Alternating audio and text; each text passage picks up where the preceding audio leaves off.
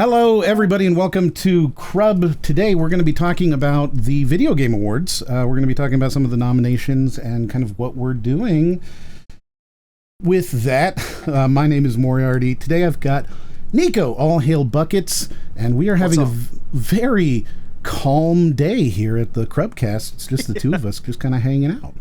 Low-key episode this week, but it's going to be, it's going to be a good one. Yeah. It's going to be a good one.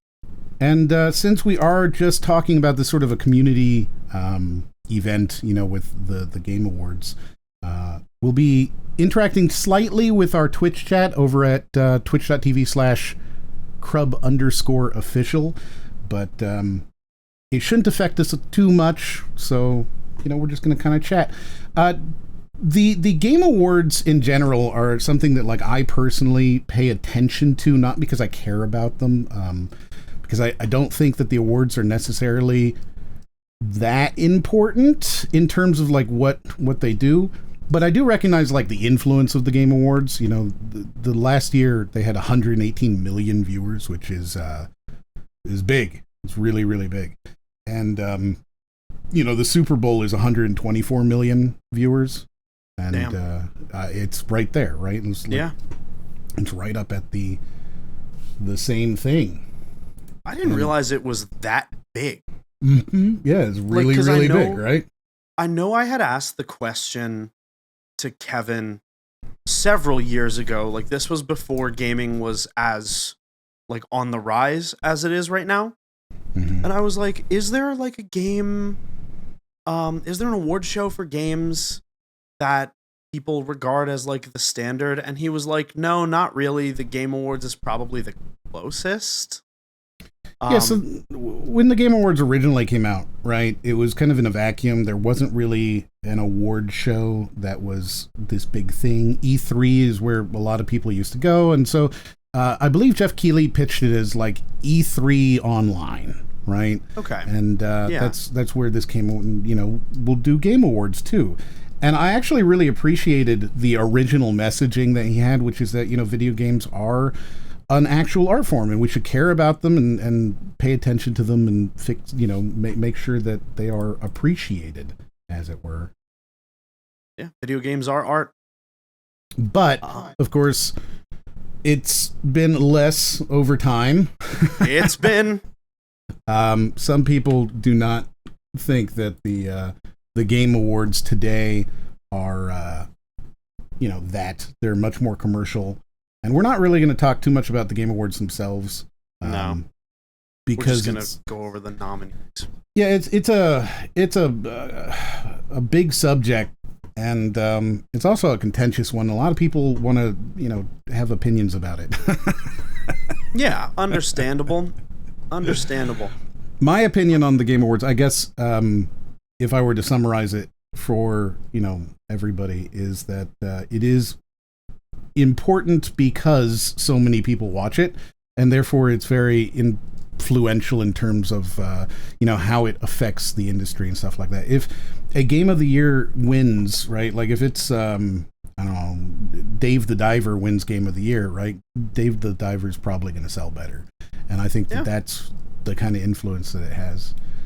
So, you know, I suppose my opinion is just in general that I don't really like award shows. I think that it minimizes, I think attaching competition to a subjective medium like art of all kinds is a fool's errand. It's really difficult, right? Like, so it's funny, because I've been working on a video about influencer ethics for some time. And one of the things that I talk about there is how aesthetic criticism is so difficult to do, right? Because when we talk about aesthetic criticism, we're talking about, like, art critics or movie critics, video game critics, music critics. It's really difficult to kind of dig into that, because how do you determine who is or isn't able to talk about a thing, right? If we say, oh, only artists can talk about it, well, that's not true, right? Like, not only an artist can talk about the music that they make. And if you say, well, if I listen to enough music, I can become an expert, well, then anyone's an expert. So really, you know, what is it? And we have this problem where we can't really decide who can talk about the art, right? And also what is allowed to be said. So, like, there's this common sort of authority fallacy where we say that, you know, I've been working as a video game critic for X number of years, and therefore I am qualified to critique video games. And it's a circular, recursive logic thing there, right? Yeah, I mean, I don't really know how I feel about all of that. I don't follow journalists. I don't care about anyone's opinion other than my own. And I don't really read up much on things. If something looks cool, I go for it. And I think a lot of people do that, right? When it comes to a game that looks cool, they just kind of go, you know, play the game that looks cool, right? Like, that looks great. I'm playing Cult of the Lamb right now. Like, I think it's great. Fantastic. I have no idea how the critics received it. I don't care how the critics received it because I'm enjoying myself. I presume, of course, that they received it quite well, but... Yeah, I mean, look, I'm a Nickelback fan. I'm a Nickelback fan. Like, that's all you have to say, right? Yeah, I'm a Nickelback fan. And speaking of Nickelback, multi-Grammy award-winning artist, shall we get into some potentially award-winning game? Yeah, absolutely. I have not looked at these. I assume you have not as well, so they'll all be kind of fresh and new to us as we go over, you know, the nominees. Yeah. So first up, do we start with Game of the Year? I feel like you have to do world premiere. Like, you need to say world premiere at least once. World premiere. World premiere. I would start at the bottom of the list because that's usually where the ones that nobody cares about are. Okay, well, we got best esport team, baby. If Fnatic's not on there, I don't care. Yeah, no, we got Bilibili Gaming, Gen.G, Navi, T1, and Team Liquid. Navi and Liquid, are they in, you know, Counter-Strike and Dota 2 respectively? Gotcha. So Navi in Counter-Strike is one of the best teams ever. That's great. Crazy. Fun fact, right? The jury for the Game Awards, there is a separation there. There are 3 juries. There's the regular jury, which is made up of all these different video game editors and so on. But then there is the accessibility jury, which exclusively looks at the accessibility category. And then there's an eSports jury, and they only look at eSports. So they're completely separate juries. It's just a fun little fact there. Yeah, crazy. You know, and I mean, yeah, who knows, man? That sounds like a useful thing for competitive gaming. Do you have any picks? I mean, Navi is a really good... Navi's a really good team in CSGO. They're one of the best esports team ever. Liquid in Dota is, you know, very good as well. Bilibili is or maybe Bilibili, because I believe it's Chinese. They could be, you know, doing really great this year, but I don't know. Yeah, I mean, all the other 3 are League. So, and I don't know anything about it. I don't play League. The only team I know was that Philly had one at some point. Yeah. And they don't anymore. So yeah, I miss them. Best esports athlete, and they're just guys from these teams. Probably. I bet Faker's on there. If Faker's on there, he's the winner. Correct, he is on there. Yeah. Yeah, he's absolutely the winner. He's the best esports athlete, e-athlete, maybe in history. And he pretty much won League's Worlds for them this year. So, like, he's the best. Dude, somebody one time was like, yeah, so, like, you know, we don't... I was talking to somebody who was, like, a little bit older than me. So they were, like, in their maybe, like, late 40s, early 50s. Mm-hmm. And they were like, yeah, you know, I don't really understand, like, esports. They call these people, like, athletes, and they treat it like it's a real sporting event. Like, that's crazy, right? And I was like, well, actually, No, it's not crazy. Like these people, and then I told them what you told me, about the youngest or the oldest like gaming athlete being like very young still. Like no one being over like 25 or something like that. Yeah, so like the first millionaire, I guess really the first successful esports creator was a guy called Fatality. His name's Jonathan Wendell, and he's like 38, 40 now, right? Like he won $100,000 playing a game called Painkiller back in like 1999, 1998. So we're 25 years into this period. Yeah. It's crazy. Okay, so Faker's probably gonna win that one. I mean he's the best. He's absolutely the best. The best. Good name too. I like that name. Yeah. Best esports game: Counter-Strike 2, Dota 2, League of Legends, Mobile Legends, Bang Bang, and Valorant. That's tough because they all suck this year. I guess you'd probably have to give it to League just because World had a lot of viewers. CS2 is not doing well. CS2 is doing quite badly, actually. Understood. They're trying, maybe, kind of, a little bit. They did just reintroduce Train, which is super cool. That's a great map, and it's cool to see it back.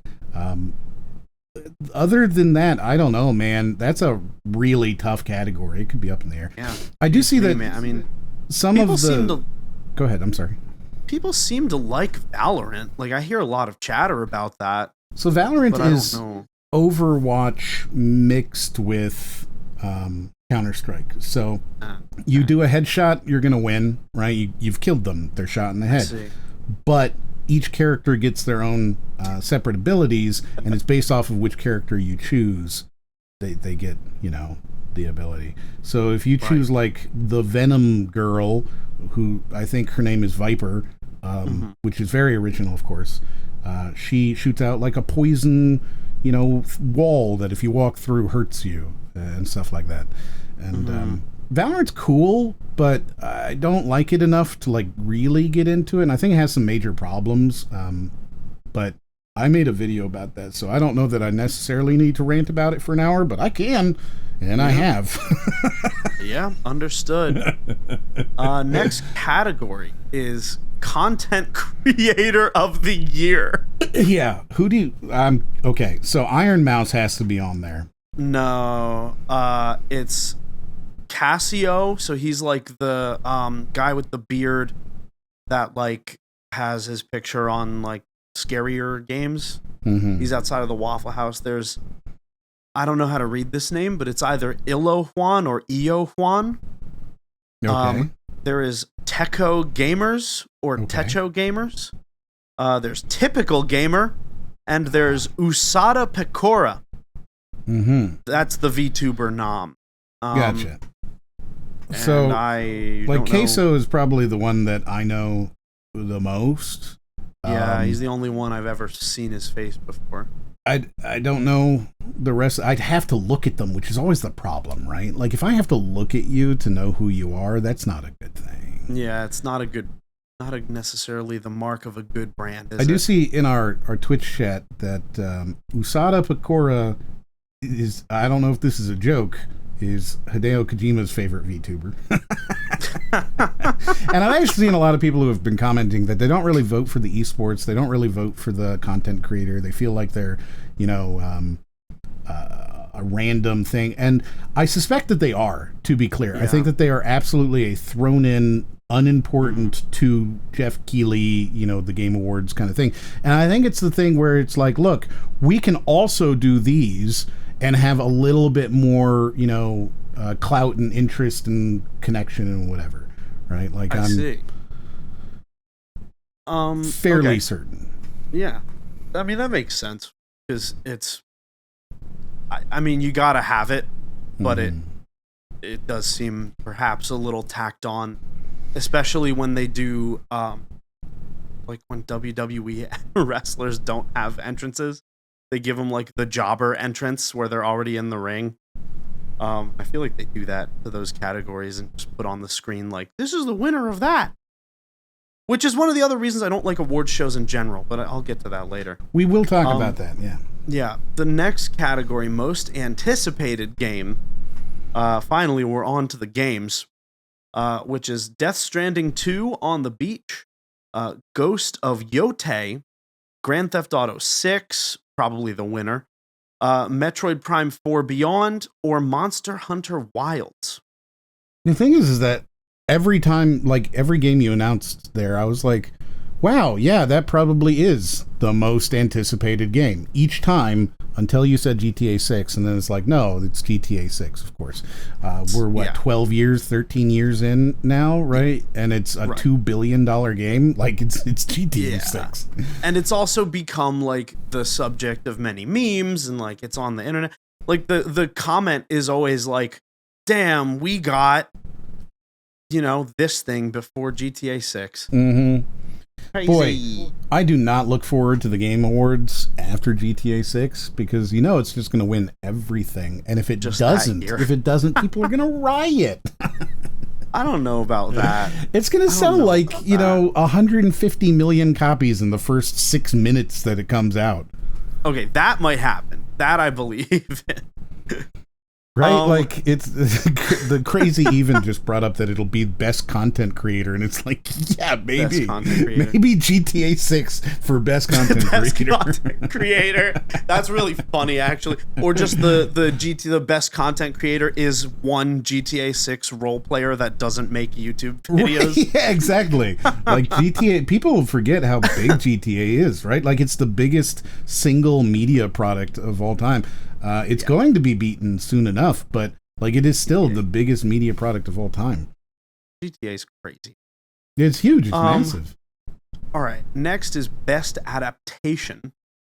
So we got Arcane, Fallout, Knuckles, Like a Dragon Yakuza, Tomb Raider, The Legend of Lara Croft. And that's it. Okay, what were the first two there? Arcane and Fallout. And Fallout.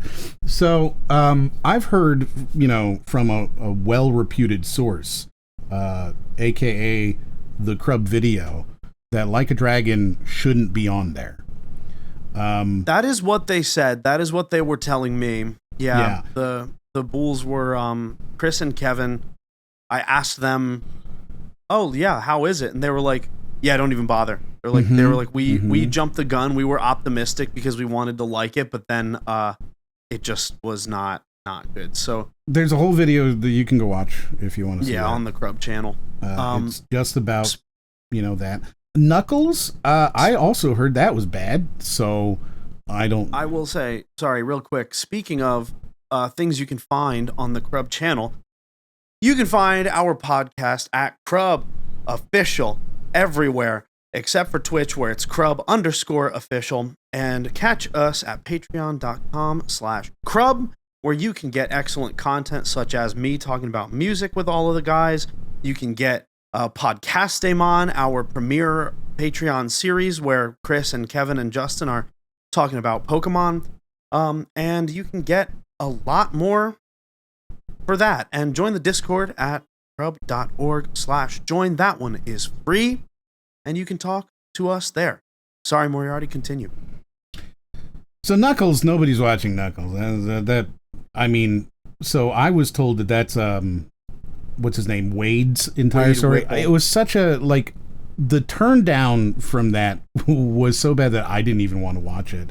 So it feels like it's got to be Arcane or Fallout, and it's a question too because Arcane Season 2 dropped 3 days ago. I don't understand how it even got nominated. Did Season 1 come out this year? I don't think it did. I think it came out last year, so I don't understand why it was nominated in the first place.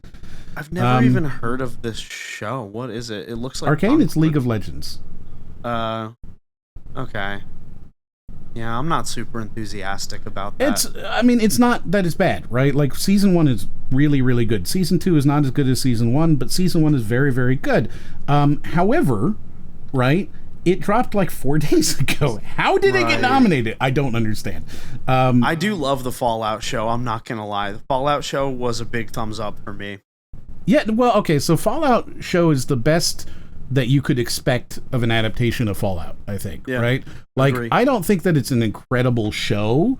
I think it is a very good adaptation of what Fallout is supposed to be, right? And there's some problems with it. I still I still do not understand how they thought it was tonally, acceptable for him to suddenly be like, so do you want to explode my sea now? Like, it made no sense in that moment, right? I didn't understand That's fair. It felt like they were, being drugged in that room, and then it pulls out and is like testing, and it's like, oh, of course, he's being drugged, and we're going to find that out later.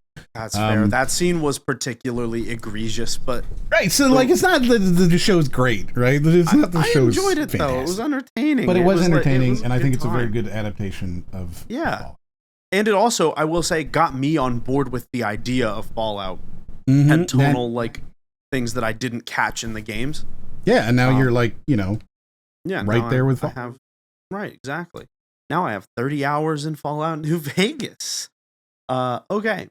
Best multiplayer. We got Call of Duty Black Ops 6. We got Helldivers 2. We got Super Mario Party Jamboree. We got Tekken 8. And we got Warhammer 40K Space Marine 2. Man, all of those are good, right? Like, all of them are good options. I think Helldivers has a real shot, which would be kind of neat, because I don't think Helldivers could win anything else easily. Helldivers 2 is low-key, like, one of my favorite games. Mm-hmm. Yeah, no. The Helldivers, it's a great game. It's a question of whether or not people feel good about it still. It's true. Yeah, I don't know how people feel about it. I haven't played it in a while. I don't know how they've, changed things. Mm-hmm. I do think... Okay. A quick note on balancing a game. I think that... actually, wait. We have a whole podcast about this. Go find the one on the Crub channel that says, "Is balance ruining gaming?" We talk about it. I forgot. We're doing a clip show, everybody. I had deja vu. I was about to just talk about this, like the same thing I said there, and I don't need to. We already have the record. It's a clip show. I'm waiting for Family Guy to come in. For real, dude. Oh my God, that's JTot9. That's famous Twitch streamer JTot9. Okay, what's the next category? Best sports and racing. We got F1 24. We got EA Sports FC 25. We got NBA 2K 25. We got Top Spin 2K 25, and we got WWE 2K 24. So I assume it's WWE that wins this one, just because of the general chatter around it. You think so? I think so. I think it had a real shot. Yeah. Yeah. I mean, if it does, that'd be cool. I love WWE. And actually, I have this game from PS Plus. I gotta play it. Do it. Yeah, maybe we do it on Crub. We'll see. Figure it out. What's this one? Best sim / strategy. Oh, we're starting to get into the specific categories. Okay. Ace of Mythology Retold, Frostpunk 2, Kunitsugami Path of the Goddess, Manor Lords, Unicorn Overlord. Man, so Manor Lords, any of this. That game blew up. Manor Lords exploded. I don't even. What do they mean by sim strategy? Is this your Civ type games, or is this yeah, exactly. So Manor Lords did huge numbers, right? Just absolutely massive numbers. But also the developer is, or maybe it's the publisher. The publisher, I think it went Hiding Horse or Horse's Hooded Armor. Horse. It says Slavic Magic Hooded Horse. Yeah, Hooded Horse. That's it. They're kind of antagonistic. They're the kind of people who come out and they're like, look, we're not going to update this game every week. If you want that, go play a different game. So maybe they could, anger the voting jury enough not to vote for them, but then how do they get nominated? I don't know. I think Manor Lords has a real shot there. It is one of the, the blow up games. Yeah, I've never heard of any of these. Manor Lords looks like you can do Conquest. Kind of.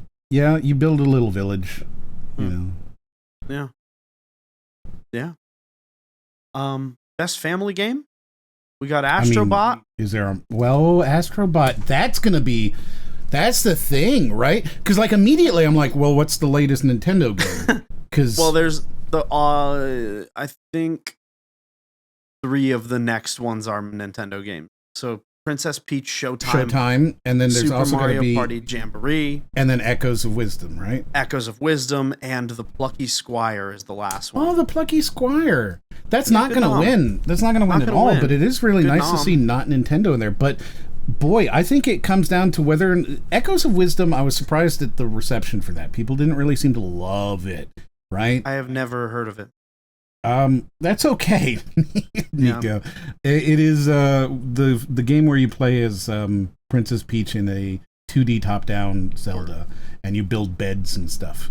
You play as Princess Peach. You play as Princess Peach, and I think that game didn't hit as hard as I expected it to, and it's interesting that.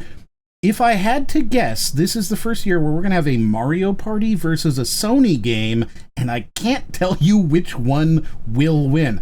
I think Astrobot deserves it, and it looks like our chat agrees. People love Astrobot, man. I think it's fantastic. It's super good. It's cute and whatever. You know, I haven't had a chance to play it because it's only on PlayStation 5, and I don't have one of those. But I've seen it played, and it looks like a lot of fun. And you know, I think that I would play it if I could, you know, get a chance to do so. Yeah, me too. I just spent a lot of money on an electronic drum kit, so I can't justify buying $60 Astrobot at this moment in time. But it looks fantastic, you know? It does look great. It does look great. The question is whether or not enough people played it, right? Right. It's a question of whether or not enough people picked it up and played it that are in the voting jury. Because otherwise, Mario Party just has the Nintendo Mario name to get through, and we got to remember that a lot of the people who are voting for these things have never played these games. It's a sad truth that they've never played these games. That's the same thing with like a lot of award shows. I don't think that's unique to this. No, it's not. It's not unique to it at all. The Oscars famously, right? Yeah. They don't watch the movies when they get the pressers, and you know, I have to imagine with the Grammys and the Emmys and the stuff, there's just so much content out there. The people, the Grammys are the least excusable. Yeah, it's a lot worse for the Grammys because it's like, look, you need to take 3 hours out of your life to listen to all of the songs, but right, exactly. You could listen to everything Grammy-wise in probably like an afternoon. Right. Whereas the Emmys, right, you need to watch. There's 65 shows. Each one is on season 12, right? And each season is 24 episodes or an hour long. It's like, I can't do it, guys. No, it's crazy. Okay, best fighting game. We Tekken. We have Tekken 8. We have Multiverses. Nope. We have Marvel vs. Capcom Fighting Collection Arcade Classics. We have Grand Blue Fantasy vs. Rising, and I'm going to call in Sean and ask him what his pick for the winner is, and Sean's going to tell you. It's Sparking Zero. Hey guys, it's me, Sean. I think it's going to be Dragon Ball Sparking Zero. Mm-hmm. Thanks, Sean. Thanks. All right. Yeah, Dragon Ball Sparking Zero. It's probably going to be Tekken. It is. Tekken deserves it, and it should win, and it probably will win. Multiverses shouldn't even be nominated. I'm sorry. Dude, I don't understand. What a rollout Multiverses had. Like, that game is going to be a case study for the next, 25 years. Dude, we know a guy who, paid for it day one and then was playing it, religiously, got it taken away from him, and then, credit to him, he did start playing it again when it came back out. But, man, imagine paying a lot, $40 for it, and then you don't get to play it for months. It's wild, insane, absolutely insane. So best RPG, we got Dragon's Dogma 2, more that like Dragon's Ligma 2. Am I right? Yeah, Dragon Dog something else. We have Final Fantasy VII Rebirth. We have Like a Dragon Infinite Wealth. We have Metaphor ReFantasio, and we have, I'm going to say probably the winner, Elden Ring Shadow of the Erd Tree. I don't necessarily agree, right? Because when I hope not. I don't want that, because as a Souls fan, I just think Elden Ring is not my favorite. Elden Ring's a game that nobody talks about, right? Like, that's the thing. Elden Ring's a game that people forget is not that old. It's what, 2.5 years old now? And nobody's like Sekiro even had people talking and doing all the stuff, and I'm on my 37,000th playthrough, right? Yeah. And like, it makes no sense at all. That being said, for this category, I feel like Metaphor has a good chance at it, or Infinite Wealth. I think both of those could. It'd be nice to see like a dragon get the shout. Yeah. Best Action Adventure, Astrobot, Prince of Persia: The Lost Crown, Silent Hill 2 Remake. Can you start over? I zoned out as soon as you said it. So one more time. Completely large. Best Action Adventure Game. Yes. Astrobot. Yes. Prince of Persia: The Lost Crown. The game nobody played, yes. Which is right, where you zoned out most likely. Yeah, as soon as you said Prince of Persia, I lost attention, just like everyone. Yeah. Silent Hill 2. Okay. Star Wars Outlaws. That should not be in there. And Echoes of Wisdom. Echoes of Wisdom would be kind of like a dark horse there, but I think it's pretty clearly Astrobot. Outlaws is bad. Outlaws is a bad game. It's a very, very bad game. It's broken in so many different ways, and it shouldn't have been nominated, and I don't understand how it's nominated because it's a really bad game. Yeah, I've never played it. It's not good. You would be so annoyed. Really? Oh, is it Dude, that there's bad? quick time events to eat. It's so annoying. I don't like that. That's weird. It's so annoying. Like, just everything you do in that game is meaningless and pointless. It's so bad. Yeah. All right, I think we're getting up there, man. We got Best Action Game. We have Black Myth Wukong. Okay. We have Call of Duty Black Ops 6. We have Helldivers 2. We have Stellar Blade, and we have Warhammer 40k Space Marine 2. Boy, all of those could win, right? Yeah, like, if any one of those won, I wouldn't even be sad about it. I don't Wukong, really know anything about Stellar Blade or Warhammer, but I wouldn't be mad at Call of Duty or Helldivers at least. No, and Wukong, people forget, is, one of the biggest games of all time. Yeah, it is, in fact, fun fact, the lowest rated game to ever be nominated for the Game Awards. Crazy. This is a random thing, but it's such a huge game that, like, not talking about it would be tantamount to a snub. Sure. As far as that, Black Ops is probably the least strong game there, because we're talking about it in terms of like a single player kind of experience, and the campaign is fine. I think it's more about the ceremonial bringing back of the campaign, which is another thing I hate about award shows, is like, they gave, for example, Leo DiCaprio the Oscar for The Revenant. Yeah, because it was his time. Yeah. Right, and it was because it was his time and his turn, and not because The Revenant was like particularly excellent in that way. Mm-hmm. Best VR AR. We have Arizona Sunshine Remake. We have Asgard's Wrath 2. We have Batman Arkham Shadow. We have Metal Hellsinger VR. And we have Metro Awakening.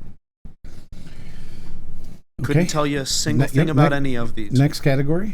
Yeah. Best mobile game. AFK Journey, Balatro, Pokemon Trading Card Game Pocket, Wuthering Waves, and Zenless Zone Zero. Zenless Zone Zero, did that come out this year? I guess it did, yeah. Allegedly. Yeah. According to JTAR 9, it did. Yeah. There's so many. The problem is that, like, I forget in the Hoyoverse which game comes out when, because there's so many of them and they're all the same. I mean, and also, like, I will say, and I know they're not all the same if you're a fan, but they're all the same. TCG Pocket is like not. It's not a game. It's not a good shout. Like, that is, I love Pokemon cards, and I love playing TCG Live, which is a different app than TCG Pocket. And TCG Pocket just seems kind of lame. I'm not gonna lie. I've been playing it. Yeah. Right. I've been playing it, and it is in fact not a game. No. Which is fine, right? Like, it's fine that it's not a game, but it is, in fact, not a game. Right. You know? Yeah. Let's see. What were the other ones? There was Balatro, which feels like a good, call out. Yeah. It could easily Mobile win. game. But is it winning because it's the best mobile game, or is it winning because it's an indie darling that on PC and, everything else just exploded? And then, Zenless Zone and Wuthering Waves are basically the same game anyways. So it feels like it's going to be Balatro, but not necessarily because Balatro is the best mobile game. If that I don't makes really sense. know anything about any of these, to be honest, outside of TCG Pocket. Totally okay, Nico. Yeah. Justin knows more than enough for everybody. Am I right, gamers? Okay. Best debut indie game.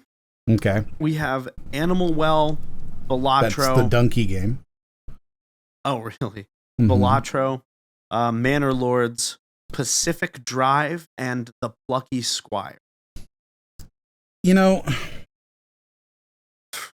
I feel like... Oh, swear jar me at, yeah.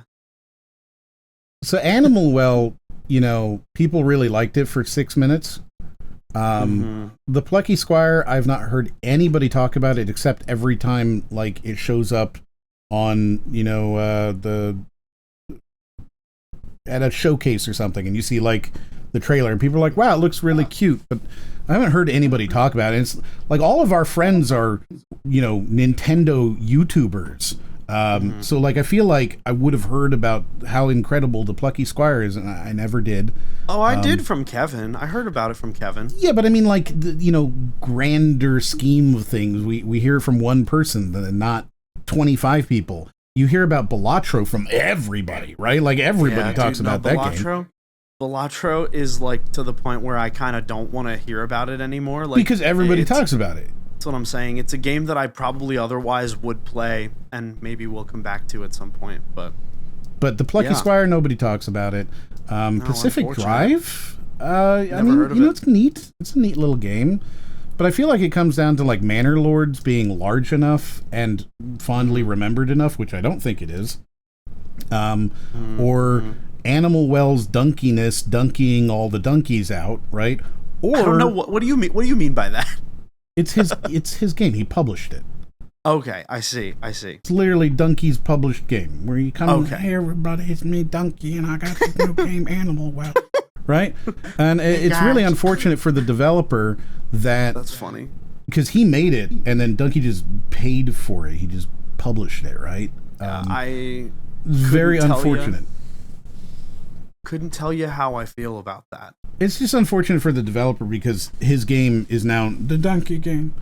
And that's fine. But I don't think that donkeys are going to donkey all the donkey out, right? And so I feel like it's a Balatro. I think a Balatro win makes sense. And also, best independent game, Balatro and Animal Well both return. We have Lorelei and the Laser Eyes. We have Neva or Neva. And we have UFO 50. I've never heard of any of these outside of Balatro. That's okay, Nico. You don't have to tell us every time you haven't heard of it. Now it's a bit. Well, now it's a bit. So now I have to. So Neva or Neva, I believe was shoot, brother. I believe that was the one about the guy and his family. No, that was a different. They're all 4-letter words. I guess I don't know that one either. UFO 50 I did see a lot, but I've never really investigated it, so I can't say a whole lot about it. Again, it comes down to like I know 2 of these games in the indie game category, Animal Well and Balatro. And boy, I feel like that's going to be how most of the people who vote for this are going to, end up going. And maybe, we see debut indie getting Animal Well and best indie going Balatro because they don't want to give it both to both, Yeah, could be. It's not unheard of. It's not out there. Best community support. We have Baldur's Gate 3. We have Final Fantasy 14. Mm-hmm. We have Fortnite. Yeah, we have Fortnite. We have Helldivers 2, and we have No Man's Sky. So, boy, No Man's Sky needs to stop giving you a whole new game every 6 months for free. They really just need to stop doing that. I think best community support, No Man's Sky deserves it at this point. They've done such an incredible job. Helldivers, did they do a great job? I don't know that they did a great job with community support over the last year. I don't want to say it was the worst it could have been, because they did have to deal with quite a lot of players. But I am going to say that nerfing PvE seems like a crime. There's a lot of things that we've seen in community support, and community support is supposed to be, the company and the game that came out and did the most for the community. And I think Helldivers has had nothing but bad things happen. No. Fortnite over the last couple of months, they had the car season and stuff, so nobody was really happy with that. You could argue that in the last month, they've had good community support because they brought back OG and they, I don't like OG. but people do, right? And they brought back OG, and they brought back a bunch of stuff that people really liked, and you could argue that was community support stuff. Baldur's Gate 3, I don't know what you could say that they've done for community support in the entire year. They put out a great game that was entirely, one package, and here you go, play the game. Everybody loved it, and there you go. But what kind of community support? It still exists? Yeah, people still play it. Is that community support? I don't think so. I think this is a No Man's Sky, but I bet I'm going to be proven wrong. Of course, next up we have Best Ongoing, which we all know that Best Non-Going is Concord, as Kevin has pointed Best out. Non-Going. Awarded, Destiny 2, we have Diablo 4, we have Final Fantasy 14, Fortnite, and Helldivers 2. I'm not gonna lie, I feel like this is where Helldivers 2 could potentially take it. Yeah, maybe. Because they know it's not gonna show up again next year. This is where DLC usually shows up. When somebody puts out DLC, this is where they go, is in the Best Ongoing Game, because they put out DLC, and so you put the DLC here. So that's why Diablo 4 is here, because they just put out DLC. And then Destiny 2, they just put out DLC, so this is where they go, right? So this is where that segment of games would come in. So I don't really know. I feel like you could make an argument for any of these, which is why they're all in there. I don't know that I would say Diablo really deserves it, but they have been, they got Best Ongoing Game, or they were awarded for Best Ongoing Game last year, and I was shocked. I was just shocked because it was broken and bad, no. Yeah, I don't know. Games for Impact. We have Closer the Distance. We have Indica. We have Neva or Neva. Life is Strange Double Exposure. We have Senua's Saga Hellblade 2. We have Tales of Kenzera Zhao. That's the one I was thinking about that I thought was Neva, is Zhao. I see. Man, it really just comes down to, which one more people played, I think. And the irony is that even though you've got a, ostensibly mega AA game there from Microsoft, it could be any one of these that is the most played. Yeah, for sure. Moving on. Innovation and accessibility. So this is the one that you mentioned earlier, has a separate jury. Mm-hmm. Yep. Call of Duty Black Ops 6, Diablo 4, Dragon Age The Vile Guard, Prince of Persia The Lost Crown, and come back to me, we got Star Wars Outlaws. So you've got two Ubisoft games which make a lot of sense. Ubisoft is by far the best company about caring about accessibility. It's one thing I'll always give to them. They are really good about caring about accessibility.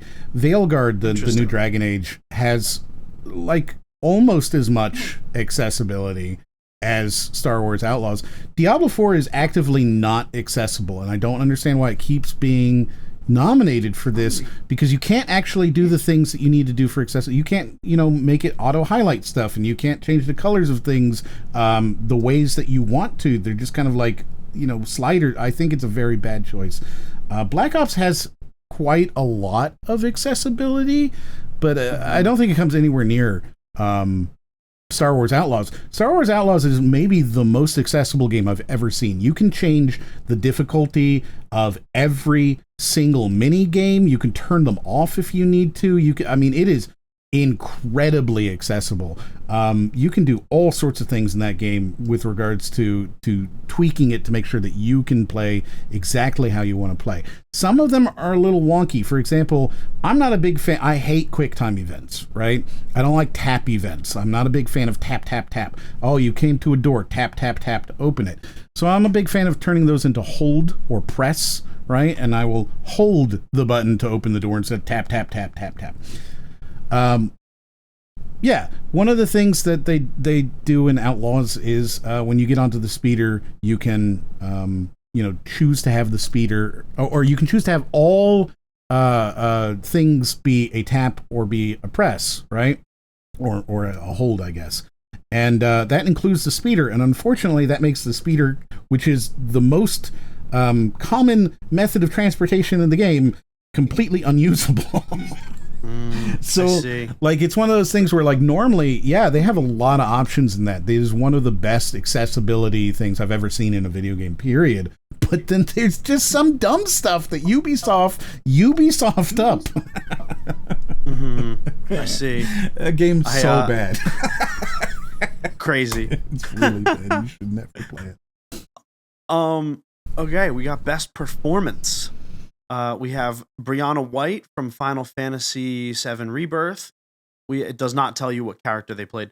We have Hannah Tell or Hannah Telly, Life is Strange Double Exposure. We have Umberly Gonzalez for Star Wars Outlaws. We have Luke Roberts for Silent Hill 2. And we have Melina Jurgens for Senua's Saga Hellblade 2. Melina, yes. Please don't. I butchered those names. I'm aware. I'm pretty sure Sorry. she won for Hellblade 1. Or if not, like, she should have. I don't actually know. I haven't played Double Exposure, the new Life is Strange. So I don't know if that one's good. I suspect it's fine. Like, mostly Life is Strange has that kind of, like, weirdly stiltedness, and it's hard to judge how good an actor is when they're forced to read like this, and it's just not good direction there. Part of the problem with best performance is it really comes down to, like, best script writer and best booth director, and that sucks. Yeah, that's fair.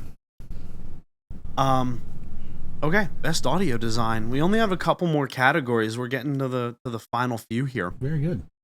We have Silent Hill 2 for best audio design, Silent Hill 2, Senua's Saga Hellblade 2, Final Fantasy VII Rebirth, Call of Duty Black Ops 6, and I think the winner, Astrobot.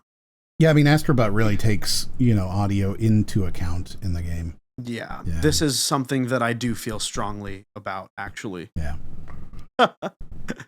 All right, best score and music. We have Stellar Blade, Silent Hill 2, Metaphor ReFantasio, Final Fantasy VII Rebirth, and Astrobot. So it's a question of whether or not... I suspect Astrobot's going to win a lot of these just because people actually played it. But it's a question of whether or not you think that having kind of leitmotifs throughout is enough to win best score. No, I don't think... I think Metaphor might win this one. It has, like a whole symphony. Yeah, well, I just know that, like, Persona has historically good music, so I presume that Metaphor also does. I have to consult the man himself, famous Twitch streamer JTAR9 for that one. All right, and there's no Souls games on there, so who knows. Best art direction, we have Neva or Neva, still don't know. Metaphor, we have Shadow of the Erd Tree, we have Black Myth Wukong, and we have Astrobot. That's tough, right? Because, like, Astrobot doesn't really have like a crazy art direction. No. Shadow of the Erd Tree doesn't have a crazy art direction. No, it does not. I don't know this Neva, unfortunately. It looks cool. It's like it's an individual standing in like Japanese poppy flowers with presumably a katana, and there's two wolves. There's a wolf above them and a wolf under their legs. There's two wolves. Yeah. Oh, this is the side scroller from the Grit people, right? Oh, that makes a lot of sense. Okay. Yes, yeah. This is from the Grit people, which I believe is pronounced Grit. Beats me. Yeah, okay, that makes a lot of sense. They are really pretty games. Now that I know what this is, I understand. Yeah. No, that might. I mean, honestly, if it wins Best Art Direction, good on them. Because I mean, it seems specific, and I think having specific things up there is good. Yeah. Best Narrative. 7 Rebirth, Like a Dragon, Infinite Wealth, Metaphor, Hellblade 2, and Silent Hill 2. Infinite Wealth should win this one, but that's kind of it should win this one. The problem is going to be whether or not people think that 7 Rebirth being, a middle because people really like middles a lot. It's why Mass Effect 2 is the best and The Empire Strikes Back is the best, right? People like being in the middle because there's no, So it's a question of whether or not that happened. I think Infinite Wealth has a good chance at this. Metaphor, I mean, it's a story-based game. I don't think Senua's Saga has any chance just because nobody played this game, It certainly didn't have as much eyes on it as the first one did from where I sit. Mm-hmm. But obviously I'm clearly not tapped in. Mm-hmm. So there's been too much going on in music this year, man. I feel like that's been my problem. There's been too much going on in music, so I haven't really kept up with what's been going on in gaming. Yeah. So, moving on to Best Game Direction. I think we're in the last 2 here. Okay. 2 or 3. Best Game Direction is always an annoying one because it tends to be that the Game of the Year also wins Best Game Direction because people don't really know what Game Direction is, right? And it's not particularly well described by the Game Awards either.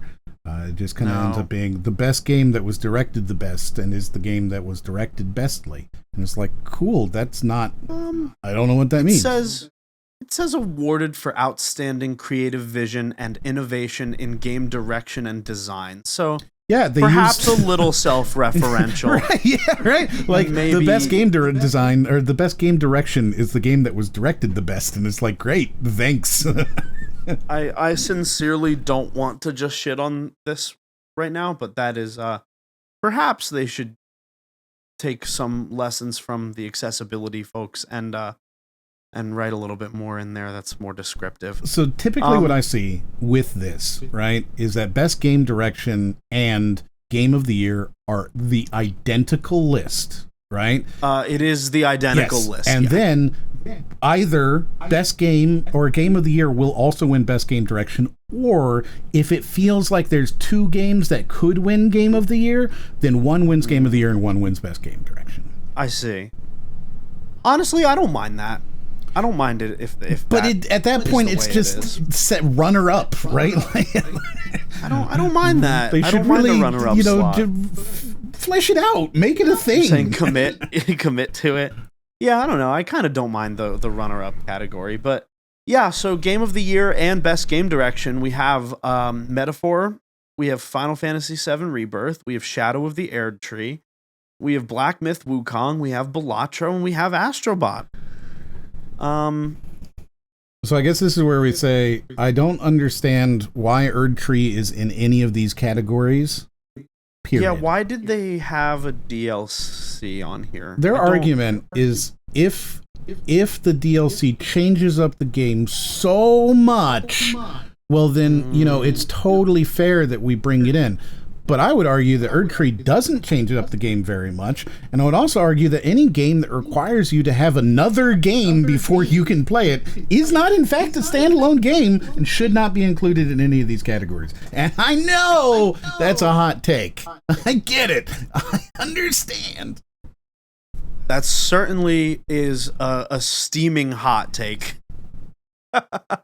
Fresh off the presses. Yeah, that's the Game Awards nominees. It's I'm not gonna be honest. I'm gonna be honest. I'm gonna be honest with you. I do get more out of these shows in terms of the announcements and the upcoming things, and I'm really excited to see that. I'm really excited to see what they bring out. You know, I always hold my breath for a lot of things, and no matter what it is, there's always usually something that looks semi-exciting. Every time I watch something, and it's always like a new game style. As I flesh out my gaming experiences and sort of build a repertoire of game language, more and more types of games have become appealing to me. Mm-hmm. And so... Yeah, you played a very old game recently. I did. I've been playing BioShock. 20 years old. Yeah. I enjoy it. I encountered my first Big Daddies finally, like for real, in game. It's a cool moment, right? Certainly. It's creepy that they are not hostile to you until you aggress. Mm-hmm. Wild, dude. There's some great scares in this game. I like excellent scares. So right now your game of the year would be BioShock. BioShock. Dude, I sincerely did not play a single game that came out this year except Helldivers 2. Yeah. That is a common thing. So like the game industry has been bemoaning this, that there are only 2 games that are getting money anymore. Live service games like a Fortnite or, you know, whatever. Then old games. And new games and indie games that are also new are just being slowly squeezed out because people are going, you know, I would rather just go play this game from 6 years ago that I never played than any of the stuff that's out now. I look at a lot of these games that are on this list and I go, I cannot imagine actually finding the interest to play them.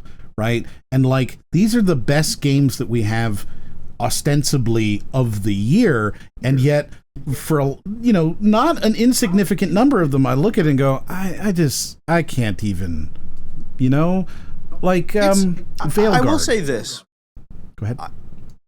I will say, sorry. Remember to come back to Veilguard. I feel like, video games are one of the more person-to-person specific mediums of art. What do I mean by this? With something like music, you know, there you can have a lot of like crossover between different types of things that like might draw you in to a song, and it might not always be like the genre that you love. And to an extent, that's the same thing with gaming, but the value proposition, I think, in gaming to clear the minimum for each individual person is very hard across genres. You know, to clear, like if someone doesn't play that genre of game regularly, I think clearing their minimum value prop is harder for video games. And so I think that's, to me, why a lot of people don't play a lot of these. So, I don't know. Maybe that's just me putting on my tinfoil hat and getting a little crazy. But in theory, that would be why the voting jury is, you know, some 180 magazine, you know, or I guess outlets. So that in theory, a significant number of people have played, you know, enough games. And in theory, you would hope that they would abstain from categories that they didn't play enough, right? Mm-hmm. Like, oh, I didn't play 3 of these games. I only played Astrobot, so do I vote for only Astrobot, or do I abstain and let other people vote? That being said, I suspect that, as with all of these, types of things, they do not abstain. We don't know, and we never will, because the Game Awards is famously and horrendously opaque in all of their decision making. So, we don't know. We never will. Who knows? Who knows? Game Awards, man. Award shows are weird to me, like I mentioned before. And we don't have to talk about this too much. Honestly, it might be time for the Patreon question of the week, but we can summarize it. We can sum it up. Yeah, just super quickly. As I said earlier, I think assigning any type of competition to a creative endeavor is a fool's errand. And I think this because, man, you just can't, I can name you 4 or 5 world-class drummers that if you had them all playing next to each other in some type of competition, it would simply come down to taste. And I don't think assigning any sort of, objective point value or rubric or anything can really overcome that mental hurdle for me. And perhaps I'll talk about my a cappella career at some point, but it really just, if you're part of a group endeavor, man, if you're part of any type of team, awards just bring you bad juju, bad vibes. It makes everyone stressed and crazy. And I don't think it does good for the mental health of any artists. I don't think it does necessarily good for anybody but perhaps the pockets of those who win. And that's my take on award shows. A good summary. Yeah.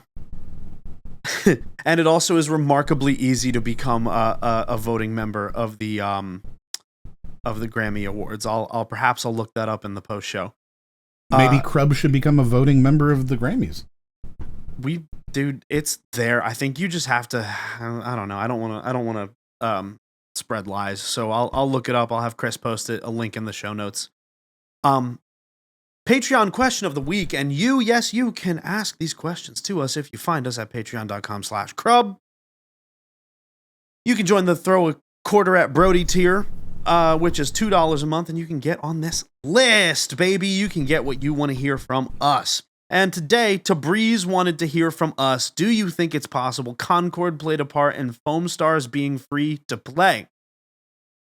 And to which I will say, I think Concord is the genesis of all video games. I don't think there's any video game that has been made before or since.